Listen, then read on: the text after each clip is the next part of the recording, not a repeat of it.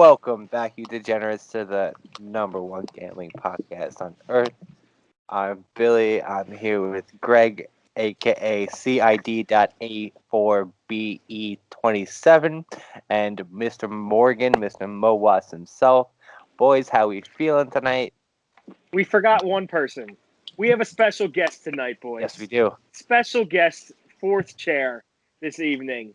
The one and only, coming out of retirement for this one, Oral Hershiser. He's back, baby. Oh boy. We brought in the Hall of Famer to come speak to us all things Oral. We want to know about Oral's life. What's Oral doing these days? What's he doing in retirement? Does he like basketball?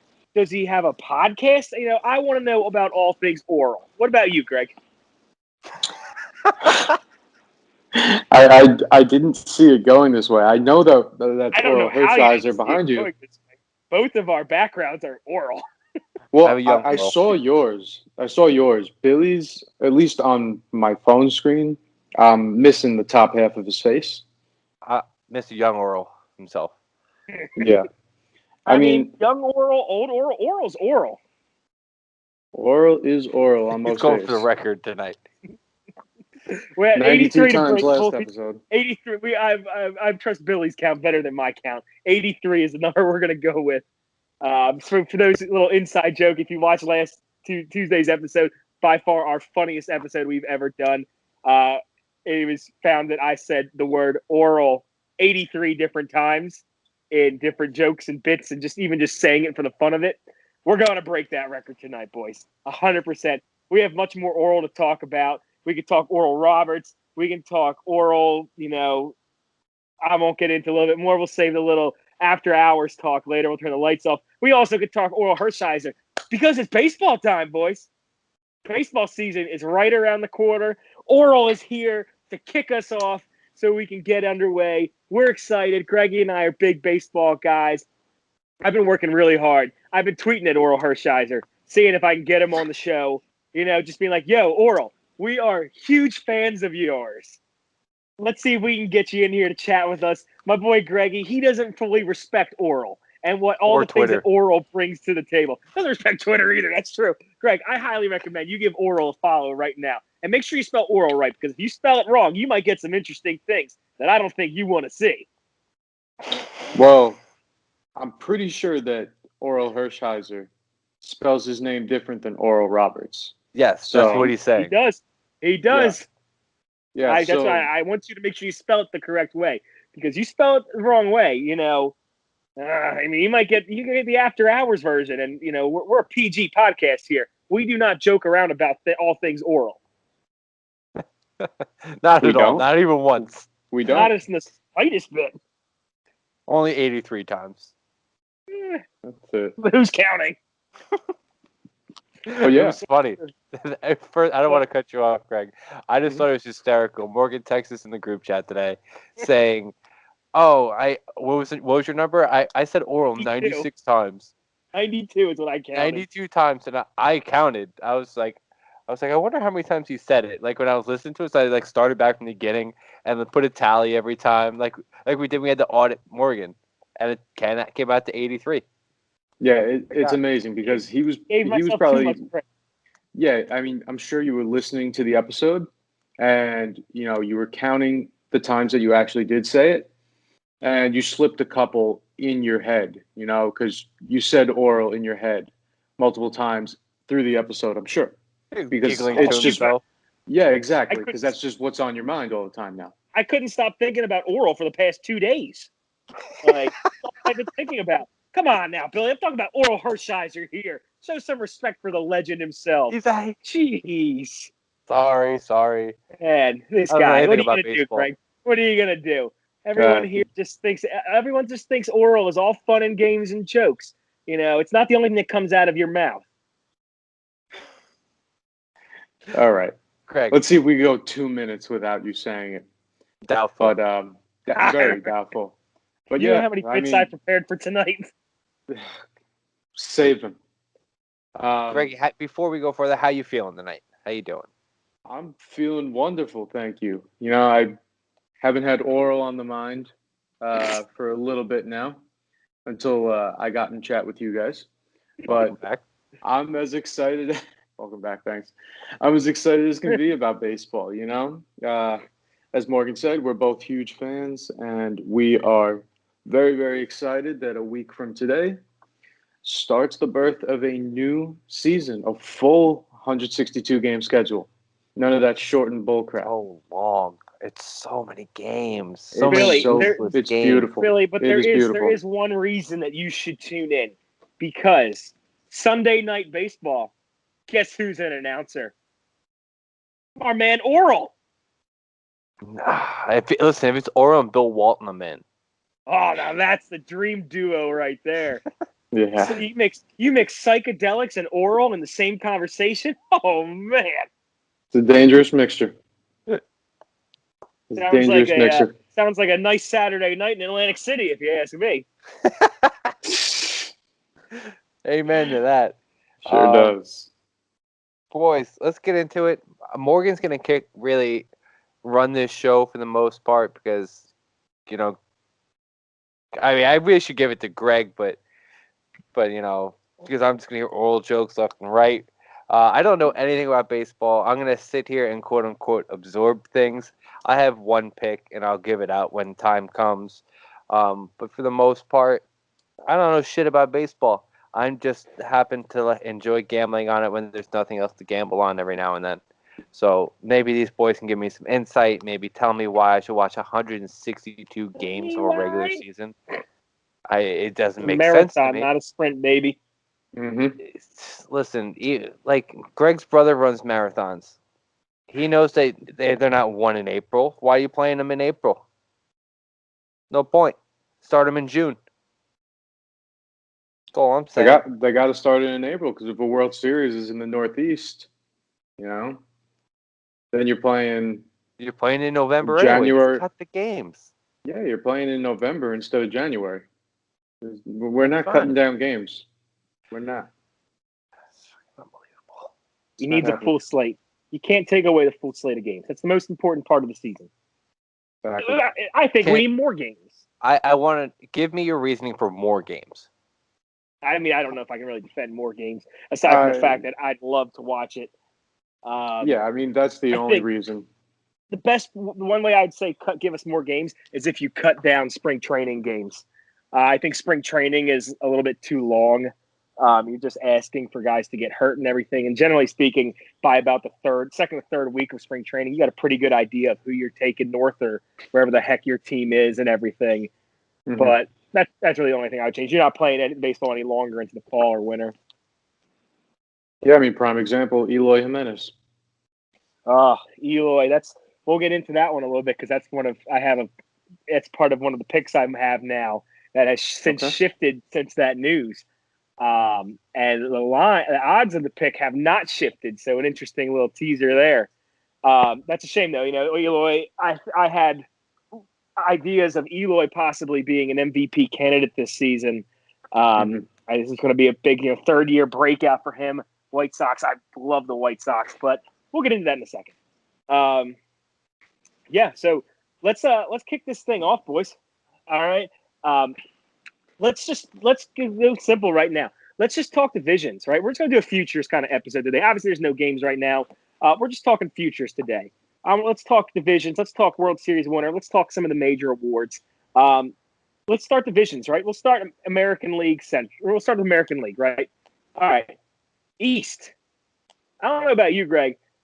I feel like you have to roll with the Yankees. I hate them. Actually, I don't even hate the Yankees. I kind of like the Yankees. I hate the Red Sox. But you got to roll with the Evil Empire. They made some additions in the offseason to their pitching staff. I know, Greg, you and I talked offline about this. I think we talked offline about this. Maybe it wasn't you. I talked about it. That Kluber just looks toast. That was us. Anymore. Okay. He doesn't have it anymore, but maybe you get something out of him. You're banking on a lot with Jameson Taillon coming over, a lot of health with the Yankees as well. But that team stays healthy. There might not be a better offense in all of baseball. With the mixture of, you have DJ LeMahieu, who is arguably the most consistent hitter in all of baseball, one of the most impressive hitters over probably the past 5 years. The power between a healthy Judge, a healthy Stanton, a healthy Torres, and if Gary Sanchez can even hit over 150, he's going to find his way to hit 30 home runs. It's unbelievable. If they can stay healthy, they definitely got a very good shot at breaking the Twins record for home runs in a single season they set 2 years ago. I love the Yankees to win the East. As my second pick for that division, because I'm gonna have 2 picks per division, because I don't want to sit there and just take the favorites constantly with all of them. I actually very much like the Blue Jays this year as a team that could make some noise. They're showing that they're willing to make some moves, and I think they can hang around for a good while. And then come the trade deadline, pardon with some of these top talent that they've accrued over the years from being just a crummy team. A guy like Austin Martin, who was I think was the 5th pick out of Vanderbilt this last year. That's a huge trade chip right there. Yes, Billy. Where are the Blue Jays playing this year? Are they playing back in Toronto? They're playing in Buffalo. They're in Buffalo to start, but it looks like they might end up back in Toronto. I saw something come out today that was based off the NHL, where they were doing some new stuff, which then I would assume, I don't know if this is a thing, but I would assume it'll relay back down to MLB level as well. So I think they'll eventually end up being back in Toronto, but for the start, they're going to be in Buffalo. But I think the Blue Jays are a great value play. They're at plus 3,500 right now, whereas the Yankees are minus 220. I'm sorry, Yankees are minus 200. Not great value. But Blue Jays are phenomenal value. I think they have a very, a lot of things got to break right, I think, for them, but they have a very good up-and-coming roster. Their shortstop, who I'll say his name in a little while, is one of my picks as a potential MVP candidate this year with good value. So I very much think they have some nice things. I'm not even going to bother saying his first name. Ryu is been an ERA leader the past 2 seasons. He's a great pitcher. He's not going to do anything flashy. He's not going to strike out a ton of guys, but he's going to get you wins, and he's going to have a low ERA. They make a move at the deadline, pick up a pitcher. I think they could dig some noise. Yeah, I agree with that. I think the Blue Jays are a good team. They got a lot better in the offseason. Signing Springer, great signing. He did get hurt in spring training. I think of George Springer. Yeah, he's big signing there. Big splash of the offseason for them, and he did get hurt like a week ago, I believe. And they say he's trending towards being ready for opening day, but we don't know. For the AL East, for me, it's Yankees or nothing. You're getting Yankees at minus 200. I'm putting all of my money plus whatever I had that I thought I might put on one other team in that division. It's Yankees or nothing. I have a hard time seeing a World Series scenario that the Yankees aren't in. It's tough. It's definitely tough to think of because they're just, if things break right, they have so much talent on their team. Mm-hmm. Their pitching concerns me, but they do a great job of shortening the game with that bullpen. They have some great relievers out there that's really turning your 9-inning game into really a 5 or 6 inning game. And with that offense, you're never going to be out of the game with them. But I definitely think you're exactly. Right. They got it, and we'll get into that, I'm sure. That's definitely one of the early favorites for certain. Yeah, and even as of late, past few years, they've gone through terrible injuries. It just every week a new guy going down, and they always have that next man up mentality. And I'm a big Mets fan. You guys both know that. I don't hate the Yankees. Have never hated the Yankees. I am just not a fan of Yankee fans. And that's for reasons I don't need to go into right now. But talk. Go into them.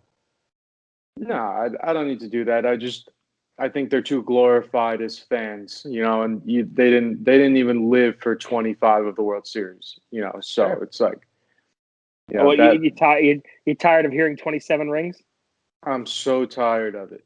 I'm so tired of it.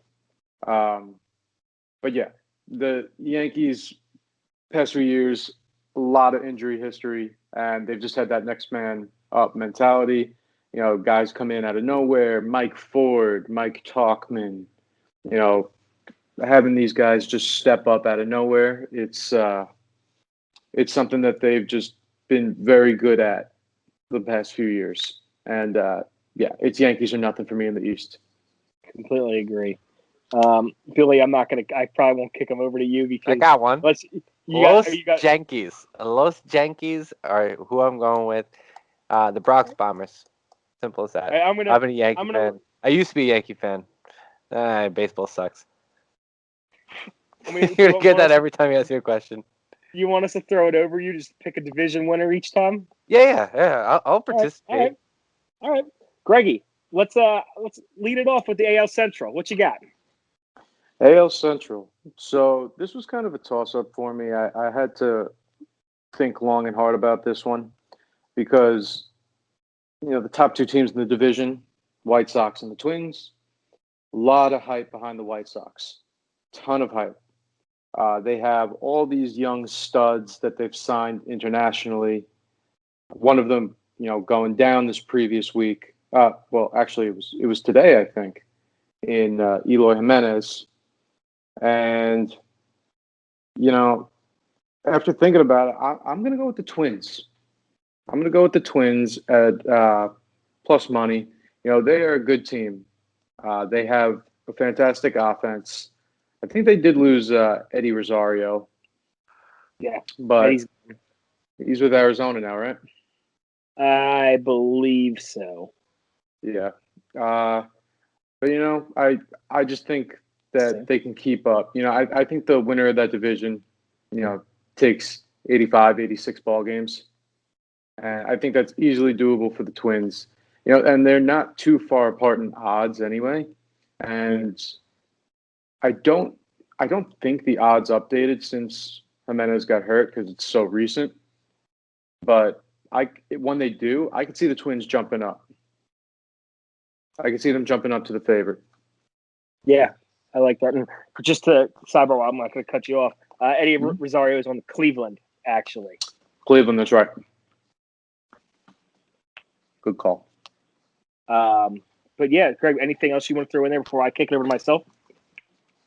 I mean, I could definitely see the White Sox taking the division.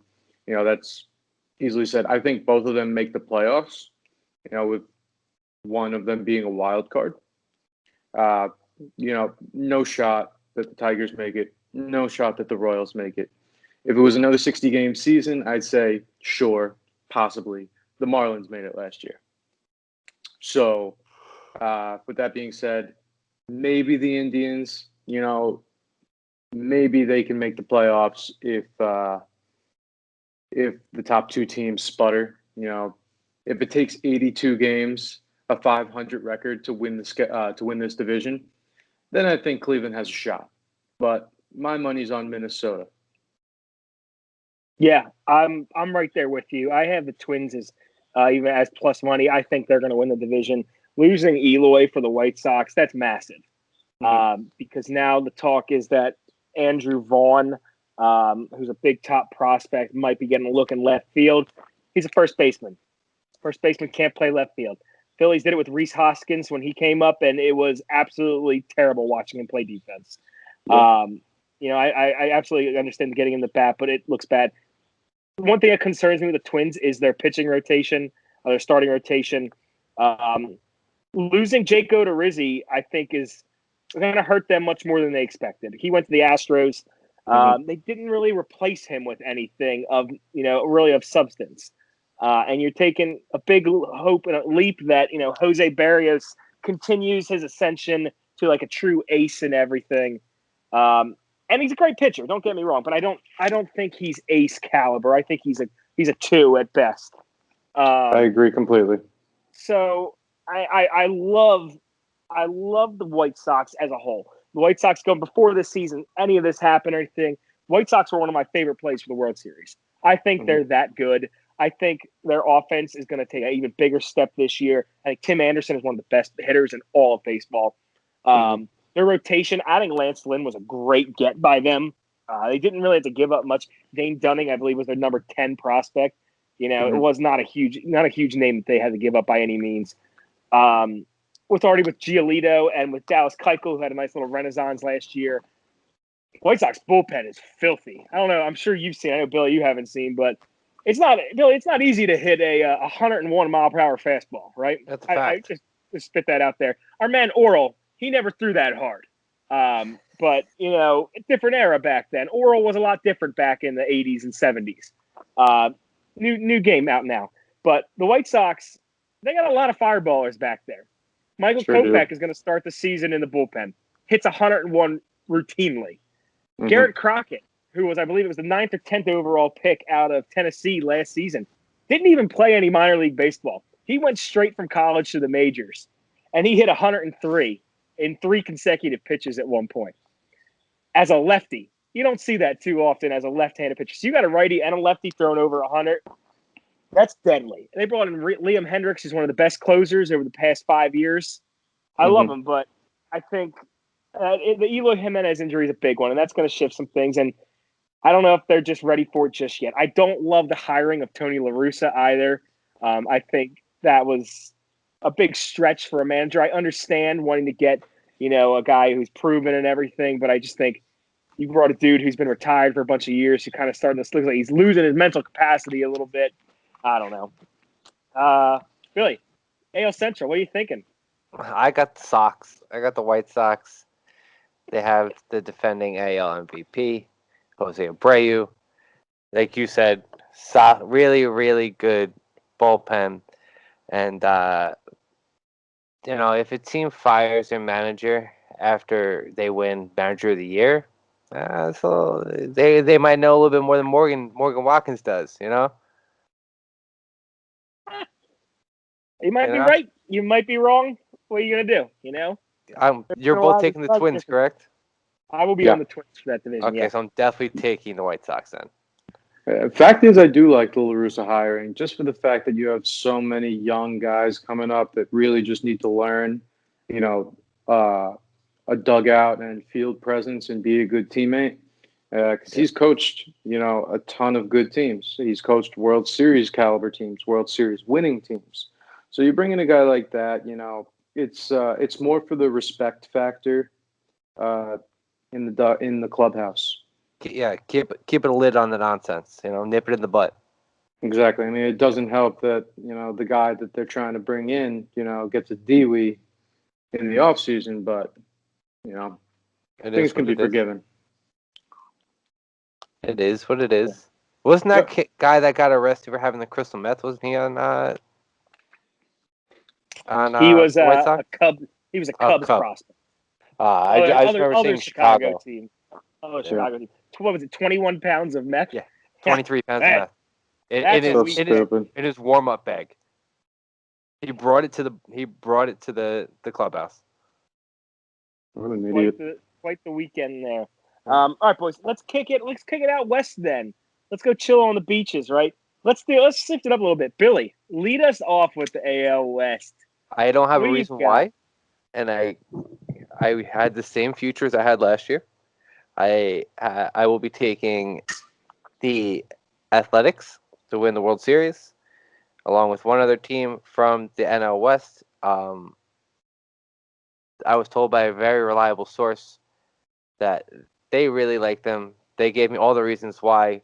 I decided not to even bother listening to that. I just threw a little bit of money at it. Let's have some fun. So therefore, I'm going Oakland Athletics, and you can't change my mind. No, I love that pick. The Athletics are who I have winning that division as well. And I don't know if you're stealing my notes or something, but the Athletics are my top pick right now to win the World Series. They are my top team that I'm looking at. I think this is their year. I have athletic awards all over the place. We'll get into that. There's something about what the Athletics do there. They don't wow you by any means, but they play great fundamental baseball. They field the ball as well as anybody. They make great contact. They don't strike out a ton.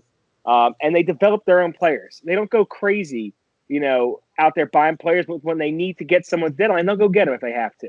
They'll make the small move. They weren't going to go out there and get the big guy or anything. Think of like the NBA deadline today, right? I was listening to something. When's the last time you saw any major sport team that made a huge deadline acquisition, huge name player, superstar, won the title that year? It doesn't really happen. It's usually role players and, like little contributors here and there, but never the superstar. And that's kind of what the Athletics do. They find the guy that fits their culture, that fits what they're doing, that just little tinkers with their lineup and everything or their pitching. And they just churn out, again, like kind of like how we saw with the Yankees a little bit ago. They churn out relievers, and they cut that game down short. They cut it down to a 6-inning game real quick. So I love the Athletics. I'll get into a little bit more player things as we get into some props for some of the players. My second pick I have in that division, it's not the Astros. I actually like the Angels at plus 375 right now. I think when I watch a lot of spring training baseball, and I've seen a lot of nice things out of the Angels this spring that I'm really intrigued by. But the biggest thing that I've seen this spring is Shohei Ohtani. The guy, if I'm not mistaken, leads the Cactus League in home runs.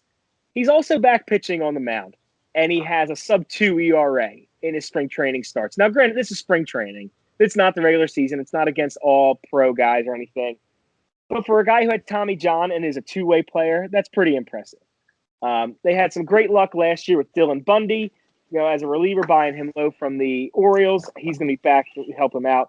Anthony Rendon is one of the most underrated players in all of baseball. And then you have the best player in the game, Mike Trout. You can't ever discount that. So I love the Angels as a sleeper pick for that division as well. Yeah, interesting. Like you guys, we are all on the same pick for the division. I'm Athletics here. I had no thought about taking the Astros. I don't think they got any better. I really don't. I agree with that. As well as the Angels, I really don't think they got much better either. They didn't really make that splash. I think they were too zoned in on getting Trevor Bauer that they kind of, they set their sights in one direction and it didn't work out to where, they lost out on a lot of pieces. I agree with that. But I think, sorry to cut you off, but I think to kind of counter that a little bit, I said, like, you get a guy like Ohtani back, that's an ace pitcher. You didn't have that at all last season. So while you didn't make the splash move in free agency, you brought your own guy pretty much back in. Right. I mean, I could totally agree with that. Ohtani, he's a unicorn, man. He's, possibly he's one of the better hitters in the league when healthy, and he's one of the better pitchers in the league when healthy. But that's a big asterisk there because of his, injury history since he's come to America.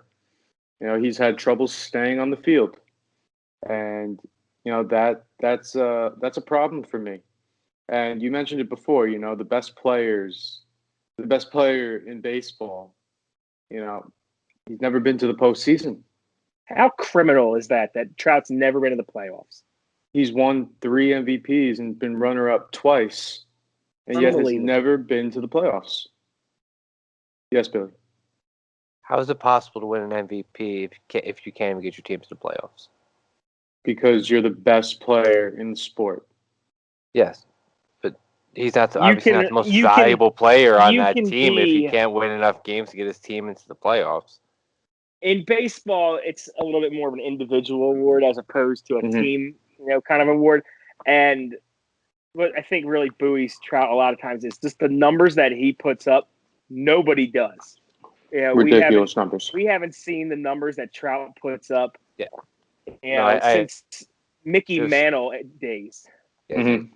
In fact, is Bill, you may not you may not know this, but Mike Trout over the past couple of years, he's been plagued by the injury bug a bit. So there have been times during the season where he misses a 2 to 3 week span, maybe even a month, and he'll be behind in all the statistical categories. But by the end of the season, he's leading the league in home runs. He'll hit 9 home runs in a week. Yeah, no, he's insane. He's absolutely insane. It's just amazing what he does, and if he played 160 games in a season, you would completely understand why he's the MVP, even though his team never wins, because he's marginally the best player. If you break in out his stats to a full 162 game season in some of his MVP years, it's pretty much like he's hitting like 61 home runs, 150 RBIs, walking over 150 times. He cut down his strikeouts a ton since his early years, and he still hits over 300. Mm-hmm. You know, and I know he made a comment in the offseason that he had actually, I think it was just within the past week, that he finally feels good about where his swing is. 8 years into his MLB career, he just now feels good about where his swing's at. Yeah, he's in his prime. He's in the middle of his prime. I mean, I don't know about you guys. I like people who like to win. I want winners. I don't disagree with that. No, I don't disagree with that at all. You know, I He's very so much good agree, that they would do a better, instead of him taking that insane contract he gets, they should build a team around him.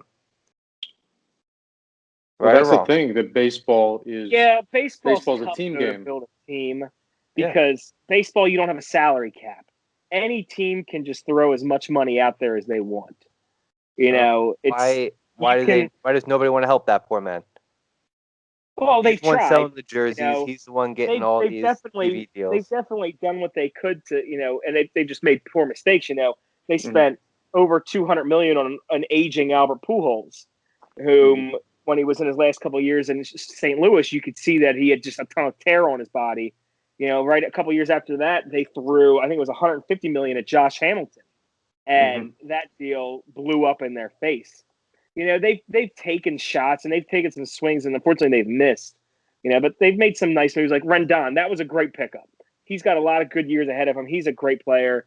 Justin Upton, you know, when they traded for him, very underrated player. You know, he makes a lot of money, maybe more than he probably should.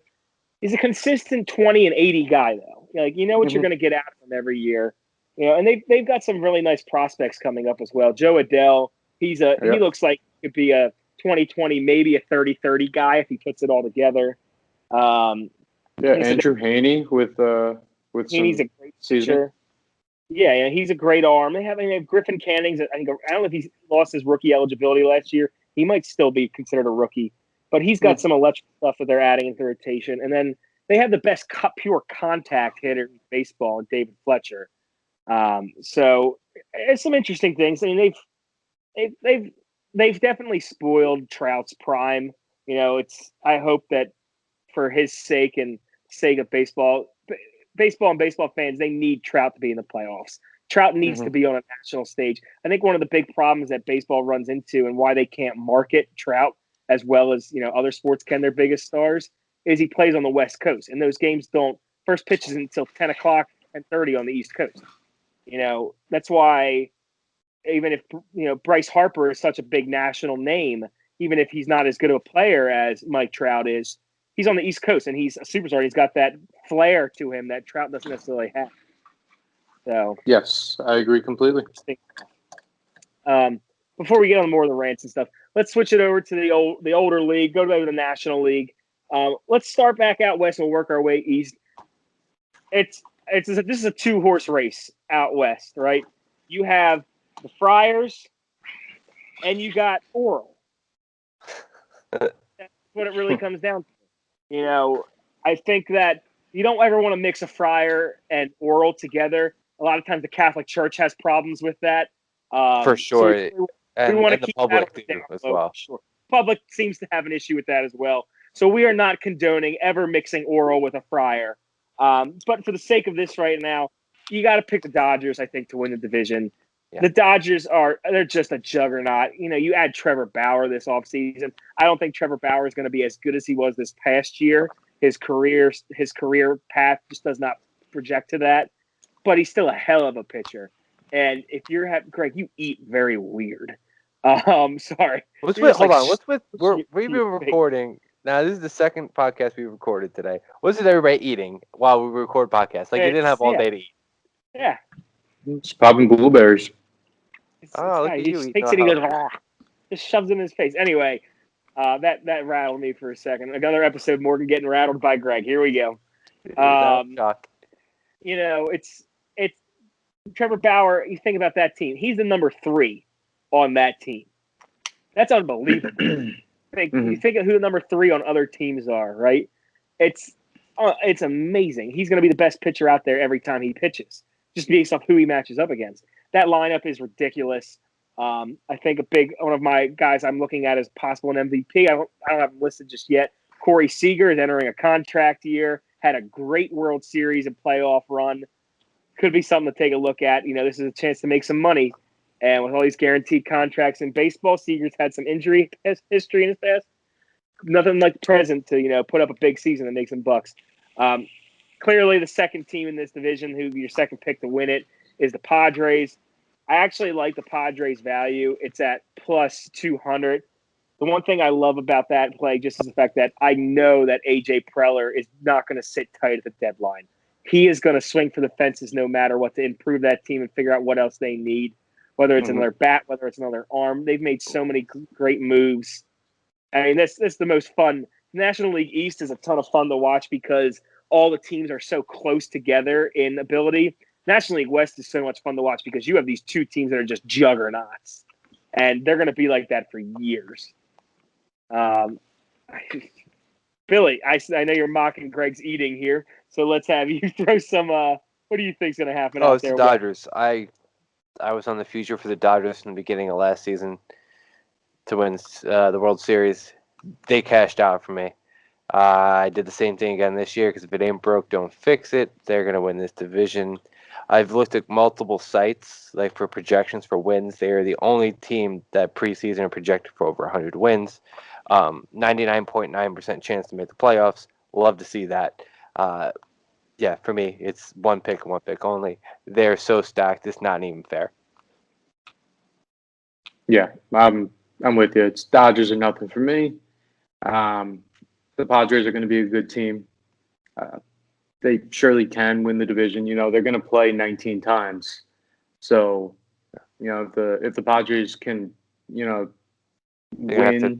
a good majority of those. Yeah, I mean, exactly. They would have to do a really good job in the season series against the Dodgers to make this a close race for me. And I'm speaking of just this playing 19 times, I'd be willing to put a huge bet right now on the fact that at least one time in that series, there's going to be a benches clearing like brawl situation because there's just going to be so much animosity between those teams because they're both such great teams. It's like how the Giants and Dodgers used to be when the Giants were going to the World Series every other year and winning it. Those two teams hated each other, and that's where we're tracking right now for Dodgers Padres. Yeah, I feel very good that there's going to be a nice bench clearing fight. I wouldn't be shocked if one Manny Machado has a big part in it. Maybe he steps on Max Muncy's leg or something. Yeah, he'll be right in the middle of it. He'll probably cause 100%. It. He's dirty. All right. Oh, yeah. Let's move to the Central. Greg, kick us off in the Central. What do you got? All right. NL Central. I don't love my pick, but I'm going to go with the Cardinals. I think that they are the best team in the division, and they made the biggest move, arguably, of the offseason. Trading for Nolan Arenado. You have your cornerstone third baseman for the next few years because I know he has opt-outs. But that is a huge, huge centerpiece in the middle of your lineup. You finally get Paul Goldschmidt, the guy he needs in front of him to, see more fastballs. Although, Goldschmidt could hit any pitch. He's a great contact hitter. But I just think Arenado, platinum glove at third base. And, outside of that, Jack Flaherty, one of the better young pitchers in the game. He definitely has Cy Young caliber talent in his arsenal. And, I want to see Jordan Hicks succeed in that bullpen. I think he's a stud. I want to see him healthy because I think he could be fantastic. But I also wouldn't be shocked to see the Cubs take it. Electric. Yeah. Interesting. Okay. I don't have the Cubs. I have the Cubs finishing fourth in that division. Yeah, my only reasoning for that, and they do have very good odds. I don't have them written down here, but I remember them being pretty good. My reasoning for that is they have so many guys in contract years. You got Bryant, you have Baez, you have Wilson Contreras. You got a lot of guys that are playing for their future. And I think if they jump out to this is all going to be dependent upon whether they trade these guys or not. Because I don't know whether they jump out to a hot start, whether they jump out to a cold start. I think they could get traded either way. I think there's the possibility of that. Yeah, that's one of the reasons I'm not high on the Cubs is I think they're going to be big sellers. I think that they're realizing that their window is closed. They got their World Series. Congratulations to them. They didn't take advantage of that window like they should have. I think Chris Bryant's going to get traded by the deadline.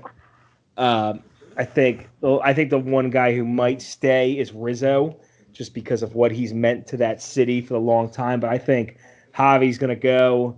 I think Contreras and Bryant both might get dealt at the deadline for sure. They have a lot of pieces that are going to get them help them rebuild a little. The problem is obviously the contract situation. Not going to get as much talent as they could, but for teams, a team that's on the cusp who's kind of pushing. Teams say like Oakland, who lost Marcus Semien in the offseason and didn't really replace him with, anything too notable. Maybe a rental, because it would be purely a rental of Javi Baez. That could be a big move for them. And they've had no problem picking up rentals in the past. They picked up John Lester, who was a rental, and he helped them get to the playoffs. He fell apart in the playoffs, but he helped them. I go back and forth on this division where I think it's going to be, though. I agree with everything you said about the Cardinals. But for just some reason, I sit there and I think about it, and I think the Cardinals are too obvious a pick, and just their pitching worries me a little bit past Flaherty. So what I'm actually looking at is the Reds at plus 330. The Reds have a great lineup. It's a very underrated lineup, actually. With Nick Castellanos, I think was it one of you two said the other night to me? Is Castellanos going to? I think it was you. Is Castellanos going to have over 80-something RBI? Oh, yes, it was. I was just taking random I was names like, yeah, absolutely. I definitely think that lineup's great. They got a great table setter and Jesse Winker. Joey Votto's still knows how to work a great at bat. Eugenio Suarez led the league in home runs 2 seasons ago. Mike Moustakas is a stud. He can hit him a long way. They have so many great pieces in that offense. If they can just keep the pitching together, they can make some noise. Now, that's the thing. I don't love their pitching. Luis Castillo shows the abilities of being an ace pitcher. Didn't pitch like it last year. Sonny Gray, right.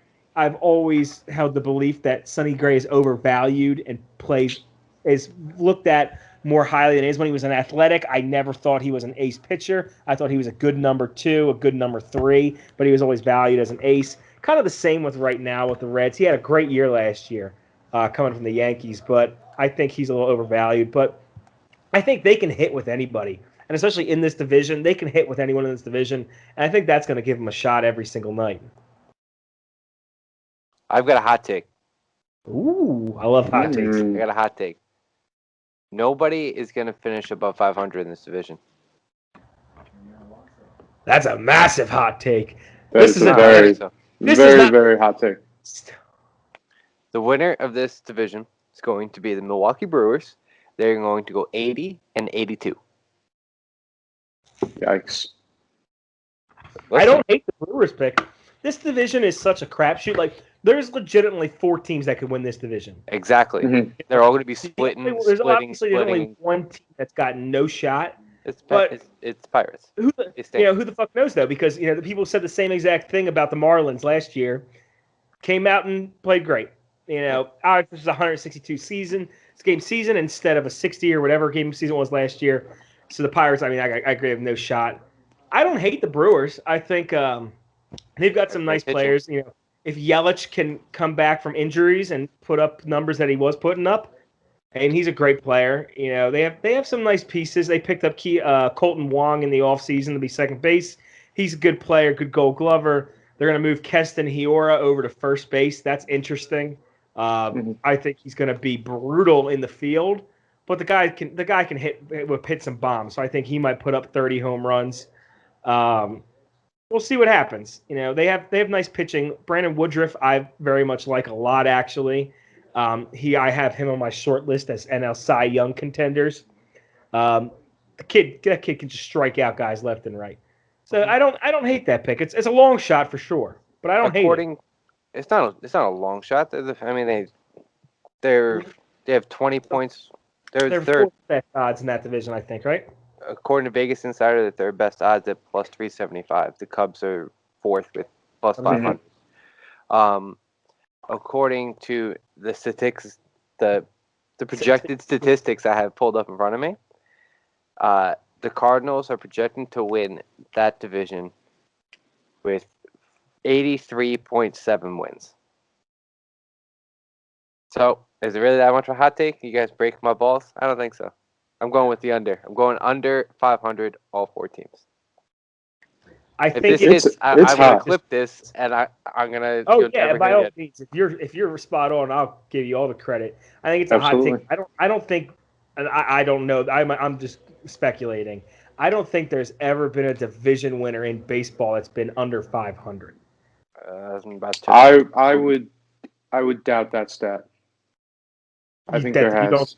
You think there has? I can't. Sure. Nothing that I can think of, at least. Yeah, I can't think of one. That'd be something interesting to look up. But it's an interesting division. It can go. There's a lot of different ways it can go. Who knows? Maybe the Pirates surprise everybody. I think they're plus 6,500 right now to win that division. Maybe they shock it all. 82 wins. Well, what's that? That was 82 and 80. Yeah. So that's an interesting one. All right. Well, as you looking that up, Greggy, let's kick it over to the East. What do you got in the NL East this year? You going to roll with your Mets? I don't have a choice. I really don't. You do. I mean, I guess I do. There are 4 other teams, but one choice. I think this is the year. I really think this is the year for them. They had I'll give them a B+ offseason. I'll give them a B+ offseason.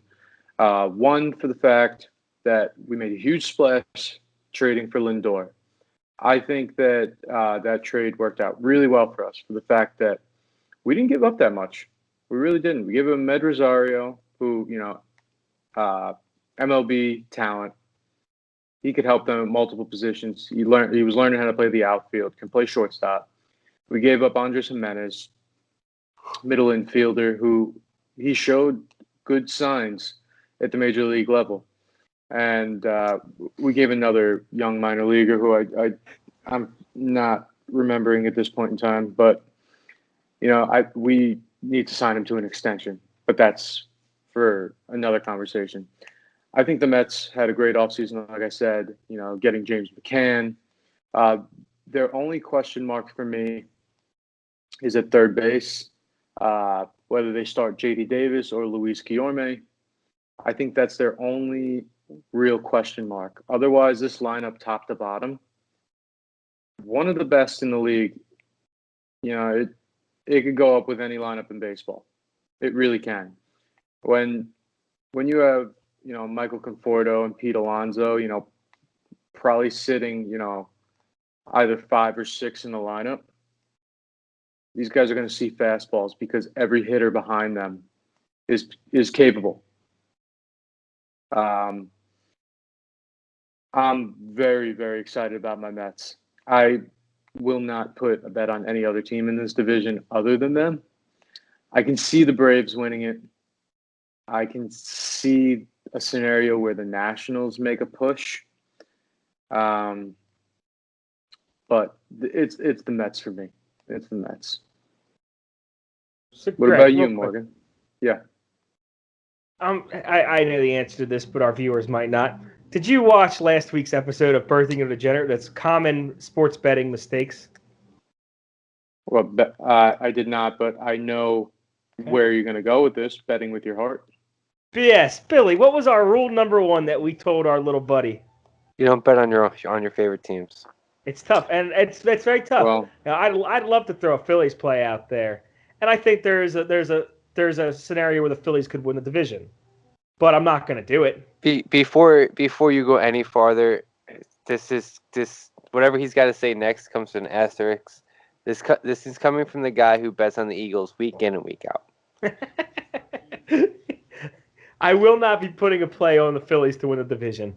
I will always sprinkle a play on them to win the World Series, knowing that it's going to lose. But to get back to the point and everything, I was watching the Mets are interesting. I don't think the Mets are going to win the division. First off, I think the Braves are going to win this division. And my second pick for this would be the Nationals to win this. Oh, man, you're putting them in third place. Yikes. I actually have the Mets finishing in fourth place. Good in the way boy. I do it. I have the Phillies sneaking ahead of them because for all the reason that you said the Mets have a great offense, Phillies statistically had the number 2 offense in baseball last year. The only thing that killed them was they had the worst all-time bullpen, giving up a 7.73 ERA. That's my boy Hector Neris, love him. It was that bullpen was the difference in it would have been a 500 team and what would have been a 90-win team. But I don't want to sit here and talk all about Phillies. There's something very interesting, and I don't hate the Mets, but don't get me wrong when I'm going to say this or anything. I don't like the Mets, but I saw something very interesting, and this has nothing to do with sports. This is just my opinion take. There's a show on Netflix right now called Meat Eater, and it's about hunting and this guy going out hunting and cooking his food and seeing how he preps the food and everything that he shoots and everything. And the second episode, Pete Alonso goes with him. And I saw there was something very interesting that happened in this episode where Pete Alonso has a deer in his sights and he's looking at the sight and he is shaking like crazy. So don't like that. Me, don't like that at all. To me, I look at that as a baseball sense. How's Pete Alonso going to perform in the 9th inning with 2 outs? Go ahead run at the plate with game time run at second base. He's got 2 strikes on the line. With division on the line. To me, I see no clutch gene right there. So that was huge to me. And that really, because I was going to be on the Mets possibly. And I had Pete Alonso as an MVP play. But once I saw that right there, seeing how, because and Greg, you played baseball, we've all been there where we've lost that confidence. And, for myself, I got hit in the throat at one point in time, and it completely shook me as a batter. I was shaking at the plate ever since that point because I got hit right in the throat. Once you see that kind of weakness right there, pitcher knows how to attack that. And I think as it's 100% different, obviously, going hunting versus baseball. But there's things that you can pull from different sports of how people, are going to react in certain situations. So that's just something out there that, put it out there in the universe. Let's see what happens. You should tweet that out. You don't look like you like what I just said at all. I have no. Hold on. I don't. I think that is. I think that's. I think that's such a stupid thing. I think that's such a stupid thing that you just said. I really do. I tell you what. Because it may not. Okay, Pete Alonso's shaking with a rifle in his hands. What?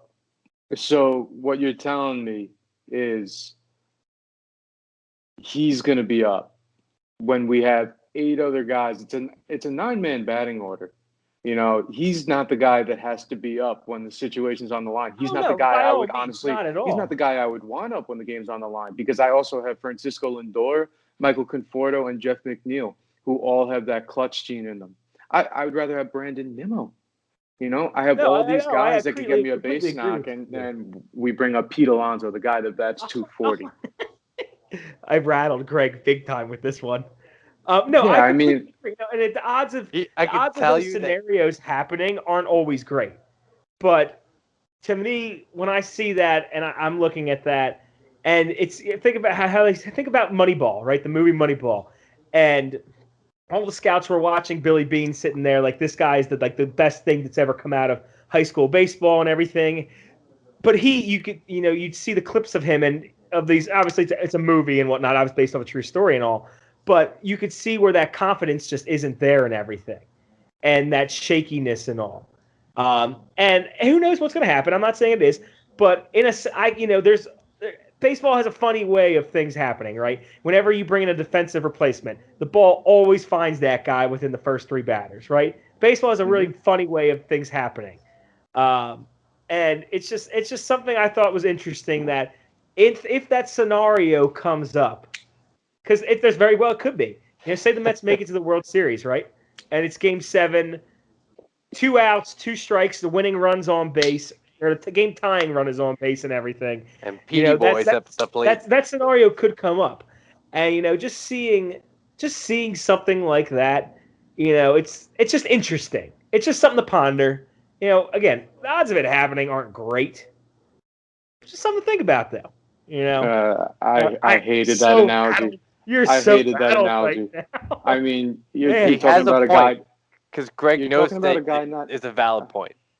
It's not valid at all. I mean, you're talking about a guy like Pete Alonso, and I mean, why don't you just bring up Carlos Beltran looking at an Adam Wainwright curveball in 2006?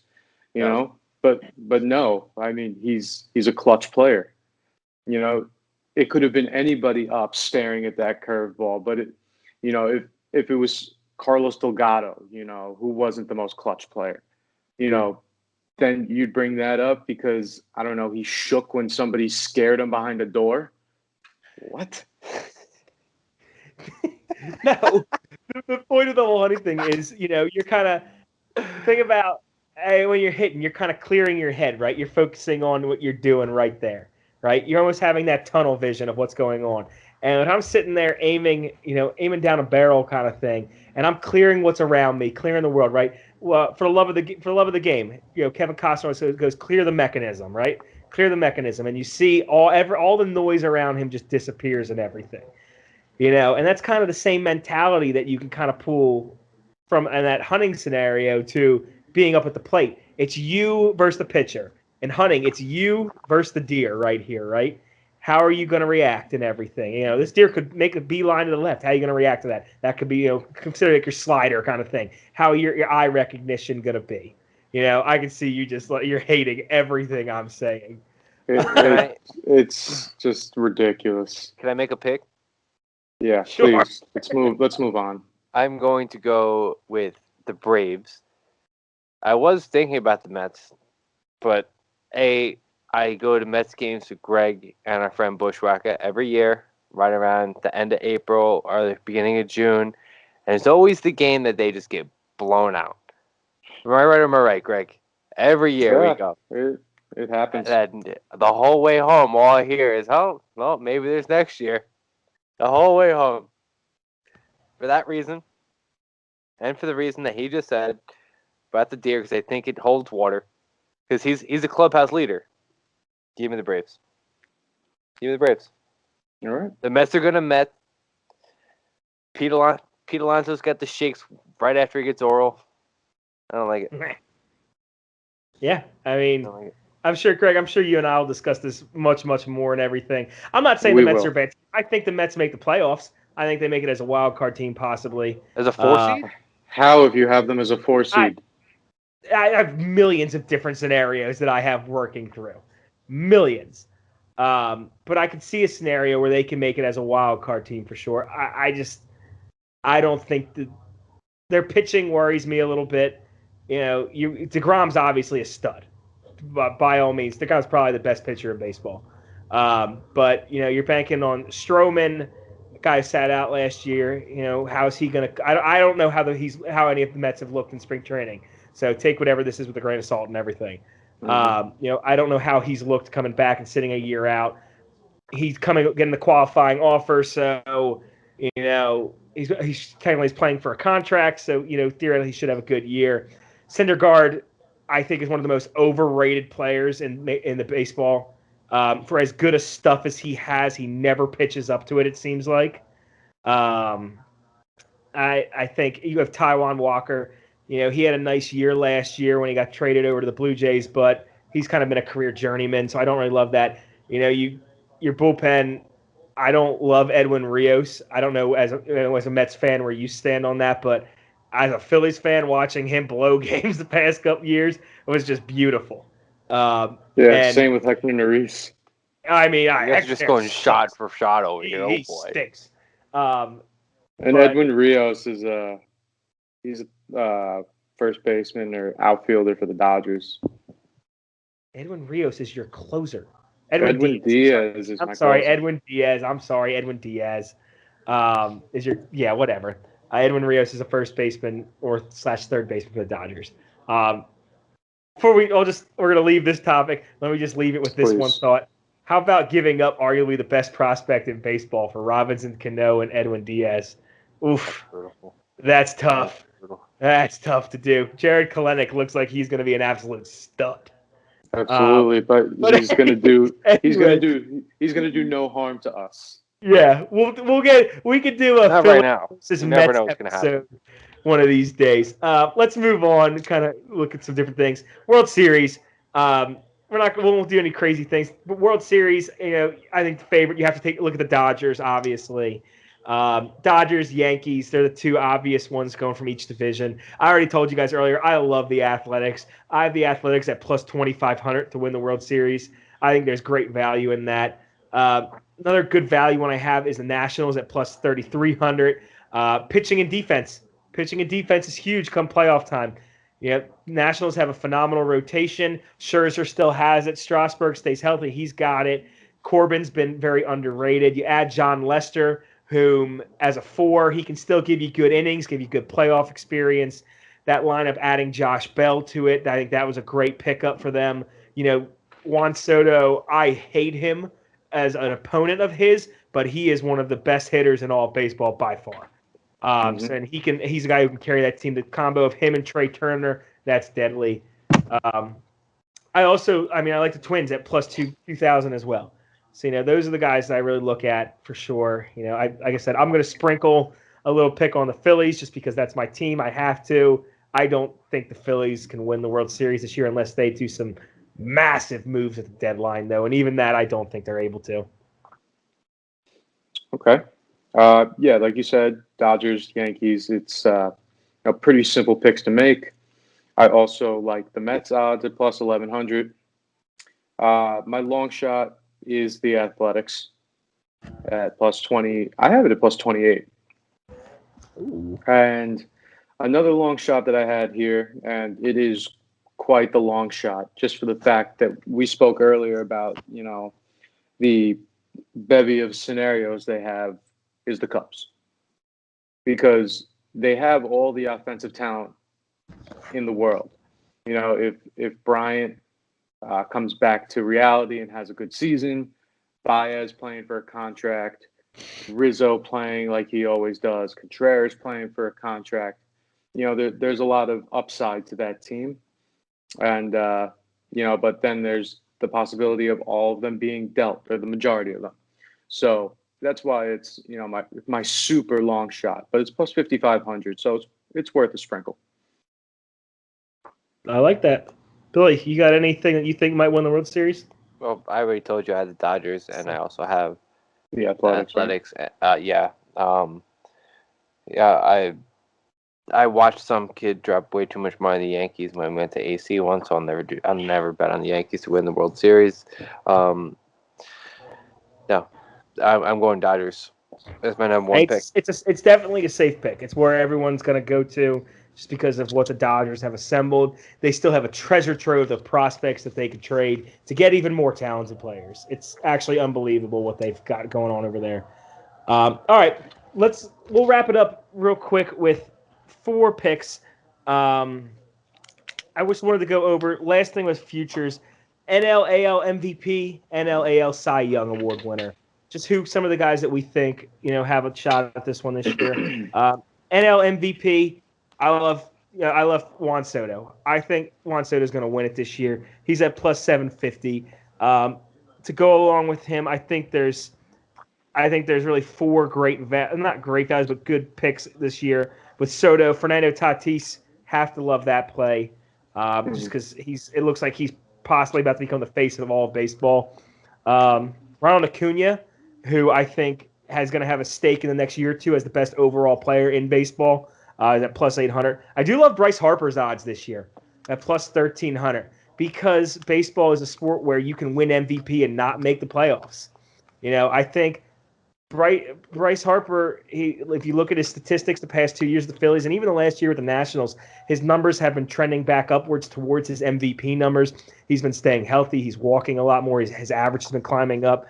I think it's a chance Harper could win one this year with the Phillies.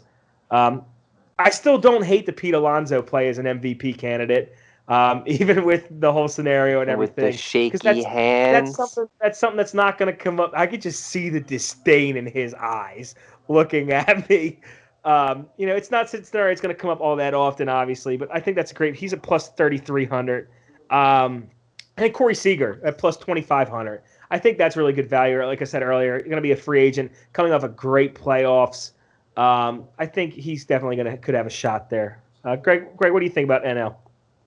Okay, NL. I'm with you on Soto. He's the favorite at plus 650, and very well should be. He's arguably the best player in baseball, and within the next 5 years, I'm sure he'll be known as that. So personally, I don't think Pete Alonso will ever win an MVP. I think he needs to hit 280 to win an MVP, and he's just not that type of player. He may mash 50 home runs, but one thing I will not. Sorry to cut you off, but I will say with that is, I think the way Pete Alonso could win an MVP is he puts up the Ryan Howard MVP year from 2006. Yeah. Where he puts up like 58 home runs and 160 RBI. And only if you can get your average up to like 260 or something like that, that's going to play. With the fact that 60 home runs and like 160. That, yeah, I mean, obviously those are in today's baseball and everything. That's a huge long shot to happen. Mm-hmm. But Pete's got as much power, if not more, than anybody in the entire league. He's got a good lineup around him. Stranger things have happened. You've seen stranger names win MVP awards and all these different awards and stuff. So yeah, I agree completely. But I do have a Met on my list that has even better odds than Pete Alonso, and I think has a much better path to winning an MVP, and that's Michael Conforto at plus 4,500. I mean, Michael Conforto's he's going into a contract year as well. I'm hoping and praying that somehow we can manage to re-sign both him and Lindor to a contract extension. That's a dream. We'll see if it happens, but Conforto, he has all the ability in the world. He has put up 30-plus home runs in years. He can drive in 100, and he's capable of hitting 300. So I could see him as definitely an NL MVP candidate this year, especially with the lineup getting a ton deeper this year. The way I'm seeing the projected lineup, he's probably going to bat 5th or 6th in the lineup, which is beautiful for the fact that he's still going to have players that can hit behind him. He's going to have James McCann behind him. He's going to have J.D. Davis behind him. So still guys that can put the ball in play. He's still going to need to see fastballs. And I could see him mashing this year. Another NL MVP I have, Javi Baez. Guy's a stud. Another guy going into a contract year. The situation with him, different from Conforto, is that I don't see a situation where the Mets trade Conforto. I could see many situations where the Cubs trade Baez. With that being said, and Morgan, maybe you could help me out with this. If Baez, had a sick first half of the season, and then he gets traded to the AL. Yeah. His first half stats probably would not be translated. It's unprecedented. It could happen. I think that's something I would if I remember correctly. What the fuck is the guy? Kirk Gibson, I think, actually won an MVP with that same scenario where he got dealt from Detroit to the Dodgers. Mm-hmm. I think he actually won an MVP. It's unprecedented. The odds of that happening are very, very slim. I could see it though. I think it's like we said earlier. Say Javi. Ooh, someone's got a hole in one. Sorry. Say Javi went from like over to the Cubs to the Athletics. I could see a scenario where it's possible. He's the type of player who can carry a team for a few weeks and everything. And MVP voters, you don't win the MVP in the beginning of the year. You win the MVP from the trade deadline on. And he's one of the streakiest hitters in all of baseball. But if that's the time he gets hot and carries it on to a new team, or even if he's still with the Cubs, I could see it. And the one thing that I think also helps him is he plays a premium position. MVP voters love to give it to the premium position guys. It's the reason you don't really see second basemen win MVPs, right? Yeah, that's why LeMahieu hasn't won in the past 2 years. Exactly. LeMahieu really had a great case to win it last year. But a first baseman's a more premium position over a second baseman. So I don't hate that pick at all. I think there's a path that could happen. Cool. Yeah, that's all I got. Okay. Let's Billy, you got any names you want to throw out there for NL, or just we're gonna keep rolling? Keep rolling. I got no clue what you guys are talking about. All right. Let's kick it over to the AL. My top guy for AL probably isn't who you're gonna think. Anthony Rendon I is hate my that top pick. guy. My top guy for the AL right now at plus 1,500. I think that's great value, and you don't even know who Anthony Rendon is. I think that's great value. The guy's consistently a 300 hitter. He's going to hit between 25 to 30 home runs, 100 plus RBI. You're going to have Trout in that lineup, so he's knocking guys in and he's going to be scoring runs consistently. Like I said earlier, I think this will also be contingent on the Angels being a better team. I think the Angels are going to be a better team, though. So I love Rendon's value. Obviously, Trout, you're not getting a ton of plus value with plus 225, but you got to throw something Trout's way. My other three guys for the AL, honestly, are guys you probably wouldn't even really think of in this scenario, but I could see things breaking right. Luis Robert at plus 2,500. Luis Robert, center fielder for the White Sox, has a ton of talent. And if he can cut down on his strikeouts, he very easily could have a 40-40 season. And he's very Ronald Acuna-like, just maybe not as fast as Acuna, but he's got a ton of pop. And if with Eloy Jimenez coming out, he's going to have to take on even a bigger load right now in that offense. I don't hate that pick at all. My next two both are shortstops with plus 3,300 odds. Bo Bichette. I think Bo Bichette could really make some noise. His past two seasons, where he came for the abbreviated season in 19 and obviously last year, you break those two seasons out to a 162 game pace. He has it's 134 RBI and 47 home runs with a 319 batting average. Is he going to do that? No, he's not going to put up those numbers. He's not that type of player. But it sounds like Dante Bichette. Yeah, we got Dante Bichette on a couple extra pumps of roids, maybe. Back in the good old days.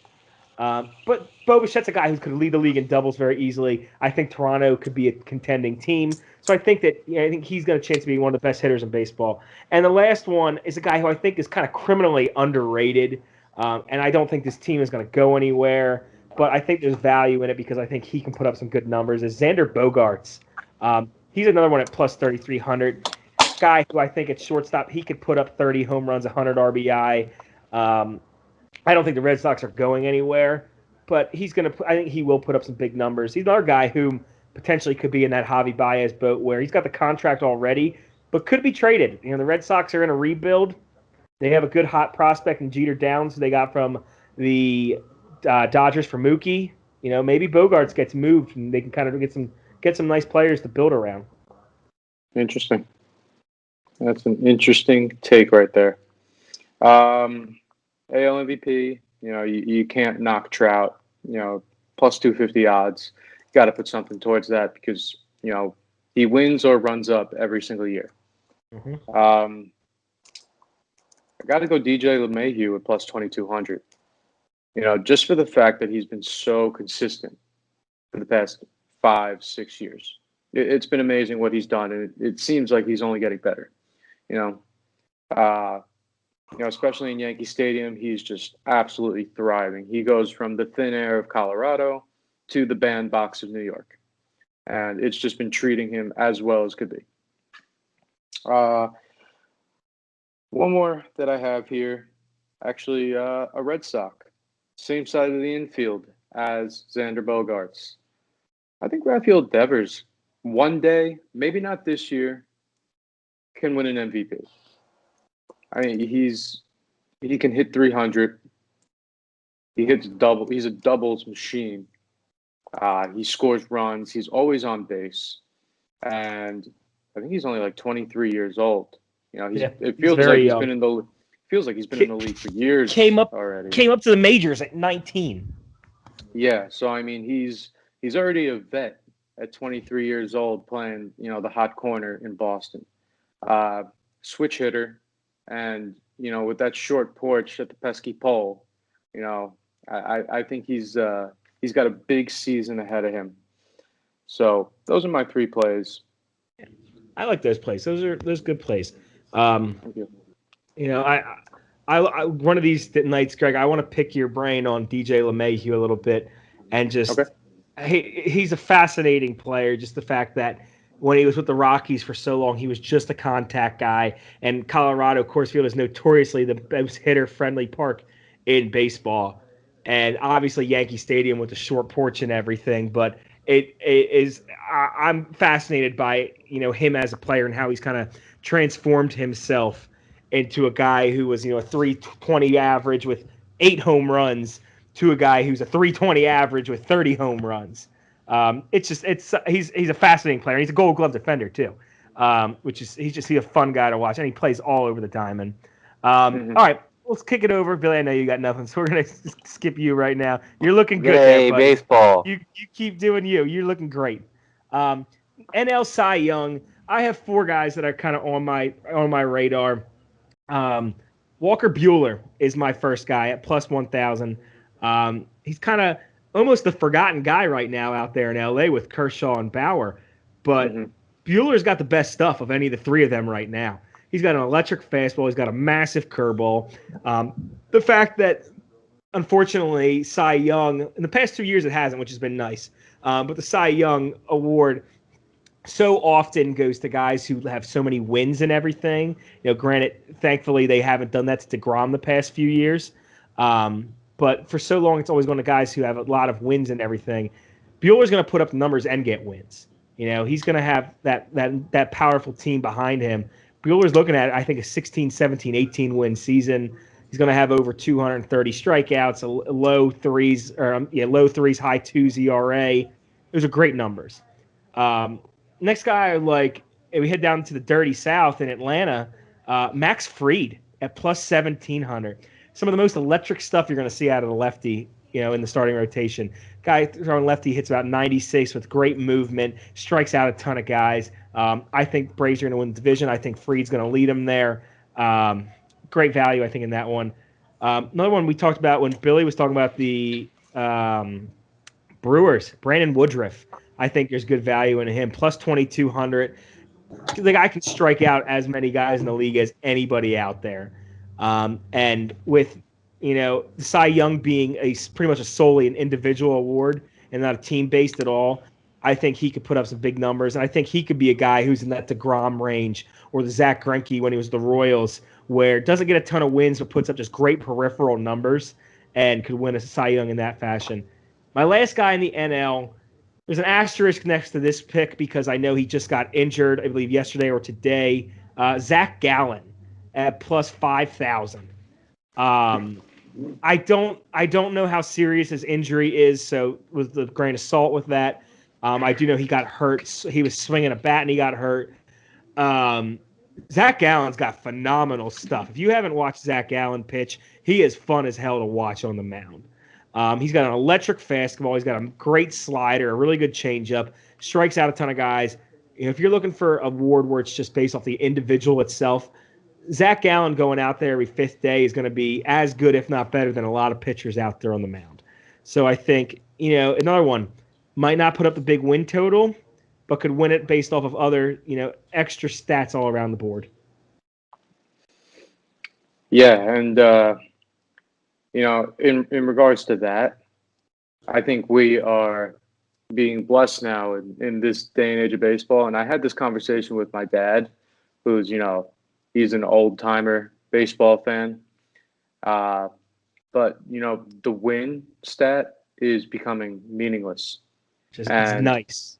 I am so thrilled by that because we've seen time and time again, especially me and Morgan as fans of teams with terrible bullpens consistently, that a starter going 7 and letting up 1 run and being up 2-1, there's no guarantee that he's going to win that game.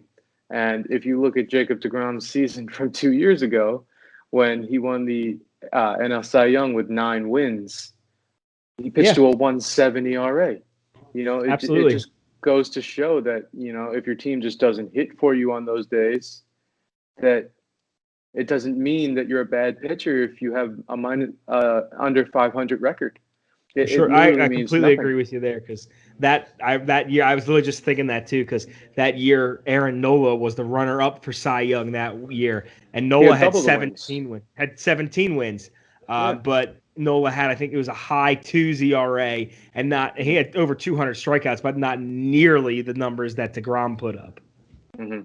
Yeah, so it just goes to show that the win is meaningless, and any pitcher in baseball, as long as they start 30 games, can have the most wins in baseball. Oh yeah, absolutely. Remember, a couple years ago, Fausto Carmona back on the Indians changed his name to Roberto Hernandez after he almost got himself deported. Had back-to-back years for the Indians with like 19 wins, but he had like a 4.9 ERA each year. It's the luck of the draw a lot of times. Just real quick, because we were talking about DeGrom, I do have DeGrom as a play also. DeGrom's just so obvious of a big Cy Young play, so I'm not going to really talk about him too much, but I do have him listed as someone you have to put something on. Yeah, as do I. And, my Cy Young choices, I just totally lost my speech. My Cy Young choices for both leagues, very simple. For me, it's DeGrom and Scherzer. I like that. I don't even have any other plays because there's no reason for me to fix what's broken, what's not broken. You don't need to reinvent the wheel. Exactly. I'm going to go with the guy that's won 2 of the past 3 and was the runner-up in the third. It's like taking Mike Trout for MVP. No, I like that. Billy, you had your hand up. Yes, I was gonna say that it sounded like Greg was having an oral issue. At the moment, I was, yes. We haven't had an oral joke in a while, boys. I throw it in. I was getting a little worried that Greg and I have been talking so much. Our mouths have been so full that we can't really get into the whole oral aspect of things. Yeah, it's hard. It's the oral stuff when you have really tough to really it's tough to talk and do oral with a full mouth. But okay, so we'll switch it over real quick. Last one we'll do tonight. AL Cy Young. I have 4 names that I'm interested in this year. Shortest odds being Lucas Giolito at plus 450. Giolito's really put it together since he got traded from the Nationals to the White Sox for Adam Eaton. He's become a hell of a pitcher and a huge strikeout. The guy that everybody really thought he could be. And he is just a workhorse. He really reinvented himself. I think he's got a great team there. He's going to put up big numbers. He's a guy who's got no-hitters, has a no-hitter on his record. He can go out there and throw a no-hitter any night. So I love him. Garrett Cole, I think he's plus 3,500. Wild. I might have that written wrong. I feel like he's plus 350. It's 350. Okay, I added an extra 0. My bad. He's plus 350. Should have probably won it the year that Verlander won it 2 years ago. They both put up phenomenal seasons. It's cutting straws with that one, who it could be. Garrett Cole's going to lead the league in strikeouts most likely. Probably going to have over 300. He's going to have a ton of wins on the Yankees. His ERA is probably going to be a little bit higher though, so that's where it's going to be interesting. Zach Greinke, I think there's great value in Zach Greinke at plus 3,300. And if you're a fantasy baseball player, I think there's great value in taking Zach Greinke this year also. He's going to be the ace of the Astros. The Astros are still a good team. And Zach Greinke has proven that even though he's getting older, he can still pitch. And he's a crafty veteran at this point. And my big sleeper, whom has better odds than Greinke does, but I think based off of my team, I think might win the World Series. Jesus Luzardo from the Athletics is plus 2,500. He has 8. Sorry, I don't know if you heard me there. My Siri just caught me talking. He's got some of the best stuff in baseball. Another guy, the Nationals traded. Think about what the Nationals had. It's absurd. Nationals traded him over to the Athletics. He was not really a household name or anything, and he blew up. He's a 20-year-old lefty who hits 98 consistently, has a killer slider, big-time strikeout ability. The only issue that'll come up with him is do they baby him with his innings? But he's got as good a stuff as anybody out there. I think there's good value in that, and he could really surprise some people this year. Yeah, I like that pick. I looked at Jesus Luzardo, and he would definitely be a long shot for me. But for AL Cy Young, really the only name I have written down here is Shane Bieber. That's what I said. My Cy Youngs were going to be very simple and to the point. It's Bieber or Garrett Cole for me. Yeah, you can't go wrong with taking those two. The only reason I don't like Bieber as much this year is the fact that Lindor is gone. You took out a Gold Glove defender right behind him, pretty much the heart of that team. That's the reason I really don't like it. I think that he'll put up the peripheral numbers still. He's going to lose a lot in wins and everything. And I just think there's better situations around the American League for guys right now. Lance Lynn's a guy who I'd have some interest in also, because he's a bulldog on the mound. He's going to strike out over 250 guys. There's a lot of great value out there with some of these players. But Bieber's he's a stud. Can he repeat it? I'm intrigued to see. Last year his rookie year he was really good. He kind of overextended what everyone really thought he was going to be. Last year, obviously, he took it to a whole new level, and he was a star. So we'll see if he can do it again this year. He's fun to watch, though. That's for sure. I'm sure as hell glad that we don't have to, as Mets and Phillies fans, have to face him. That would suck. If I had to face him and then deal with DeGrom and all these other asshole pitchers, Scherzer and Strasburg, we might never win a single game. Another guy on that team. The NL East is crazy. Just to throw it out there, I have no numbers on or anything. I just need to back it up. Just an interesting talent on that team. Zach Plesac has a lot of good talent as well. Maybe he takes the jump like Bieber did this year. Just something to think about. That's what we got for the Futures Baseball Show tonight. Billy, I know you're tired. Close us down. Shut us up. All right, boys. Enough with all the jabber. I'm listening to something in my headphones. I'm working on something else.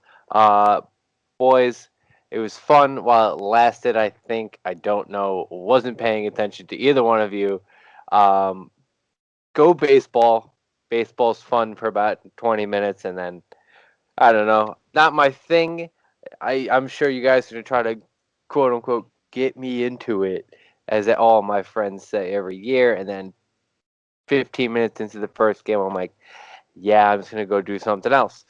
Anywho, I know you guys love it. You guys will be talking about it all summer long. That's why you boys are here, to hold the high ground while I just make fun of you. Anywho, I'm Billy at BillyFFD. Greg, where can we find you, Greg? You could find me at Kirsch Greg. Somebody fucking follow this man. I had to unfollow him.